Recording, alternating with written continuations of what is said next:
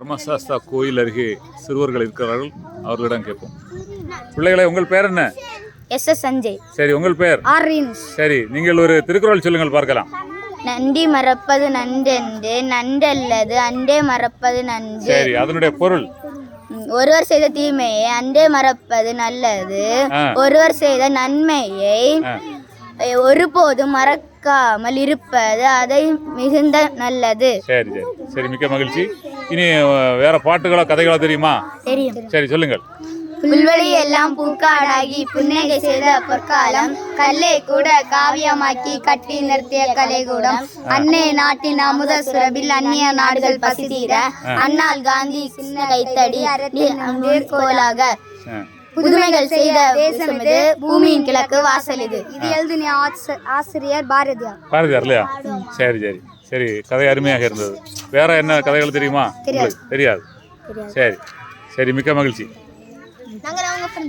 நீங்களும் ஃப்ரெண்ட்ஸா? சரி, நீங்க கதை ஏதாவது சொல்லுவீங்களா? கதைகள் தெரியுமா? சொல்லுங்கள், ஒரு கதை சொல்லுங்க பார்க்கலாம். சுட்ட பழம் சுடாத பழம். சொல்லுங்க, ஔவையார் கதையா?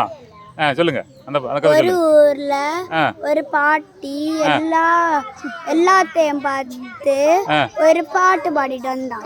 அப்போ ஒரு நாள் டயர்டாவி ஒரு மரத்தடியில் இருந்தார். அப்போ ஒரு பையன் ஆடு மேய்ச்சிட்டு இருந்தான். அப்போ இந்த பாட்டி கேட்டு தண்ணி இருக்கான். அப்போ பையன் சொன்னா தண்ணி இருக்குன்னாங்க. அடுத்து பாட்டி நல்லா பசி எடுத்தா. அப்ப அவன் இந்த குட்டி பையன் மரத்துல ஏறினான். அப்போ பாட்டிகிட்ட கேட்டேன், சுட்ட பழம் வேணுமா சுடாத பழம் வேணுமா? அப்ப அந்த பாட்டி தெளிச்சு ஏதாவது ஒரு பழம் பறிச்சிடுன்னு. அடுத்து மரத்தை உழுக்குனேன். பழம் கீழே விழுந்து. அடுத்து பாட்டி எடுத்து ஊதி தின்னு. அடுத்து அந்த பாட்டி நினைச்சு அவன் சொன்ன, இது பாட்டி பழம் சுடுதான்னு.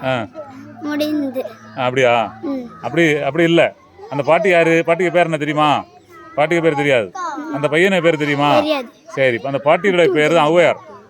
அந்த மரத்துக்கு மேலே இருந்து பழத்தை உலுக்கி போட்டவன் பேர் தான் முருகன். என்ன ஔவையார் கதை இது? சரி, கதையில் சின்ன தவறு இருக்கு, நல்லா படிக்கணும் என்ன? சரி, உங்கள் கதை சிறக்க வாழ்த்துக்கள், வெற்றி உண்டாகட்டும்.